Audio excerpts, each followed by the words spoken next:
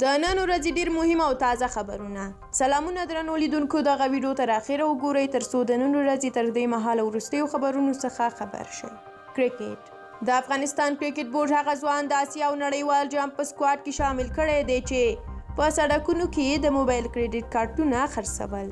خیبر ویلي دی هغه ځوان دی چې په نړیوال کرکټ کې خوبونه په حقیقت بدلیږي. نوموړی وایي حتی دا فکر یې هم نه درلود چې یوه ورځ به د 19 کلنو کم عمره نړیوال جام او آسیا جام سیالیو کې برخه واخلي.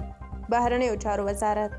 د بهرنیو چارو وزارت ویاند وایي چې اسلامي امارت د عمومي بخښنې فرمان پلي کېدو ته ژمن دی.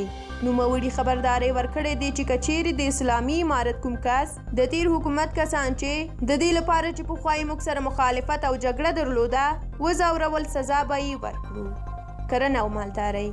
کرنې او مالدارۍ وزارت وایي چې د ځنګلونو د وهلو مخنیوي لپاره یې د شنې قطې په نوم یې ځانګړی ځواک جوړ کړی دی. دغه کسان به د ځنګلونو ساتنه کوي او هغوی به نیسي چې میوه لرونکي او یا نورې ونې ووهي. چین له افغانستان سره د 1 میلیون کورونا یا کوویډ-19 ضد واکسین مرسته کړې ده. په چین کې د افغانستان سفیر پر خپله فیسبوک پاڼه باندې لیکلي دي چې نن سهار یې د بیجینګ په هوایي ډګر کې د چین له حکومت څخه دغه واکسین او 1.5 میلیونه سرنجونه ترلاسه کړي او د هوا له لارې افغانستان ته رالیږلي دي. مرګ ژوبله. د اسلامي امارت مرستیال ویان سمنګانی پر خپلې ټویټر پاڼې باندې لیکلي دي چې تېره اونۍ افغانستان کې په تېرو 4 لسیزو کې د مرګ ژوبلې پر بنسټ بېسارې وه او تلفاتو پکې شتون نه درلود.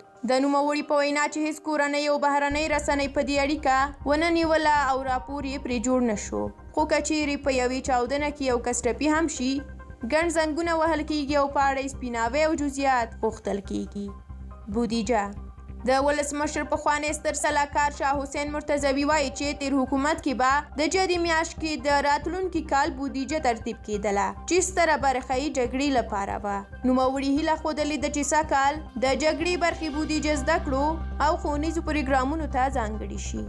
په پای کې هم دا خبر چې د حامد کرزي په لومړۍ ولسمشریزه دوره کې د کرنې او مالدارۍ عبیدالله رامین ومړ. نوموړی ولسي جرګې ته د بغلان د خلکو استازی هم و. رامین له څه وخت راهیسې ناروغ و او ترکیه هیواد کې وفات شوی دی. له تاسو ډیره زیاته مننه کوم چې ویډیو مو ولیدله. د نورو تازه خبرونو لپاره د سول افغان یوټیوب چینل سبسکرایب هیر نه کړئ. تر بلې ویډیو ښه وخت ولرئ.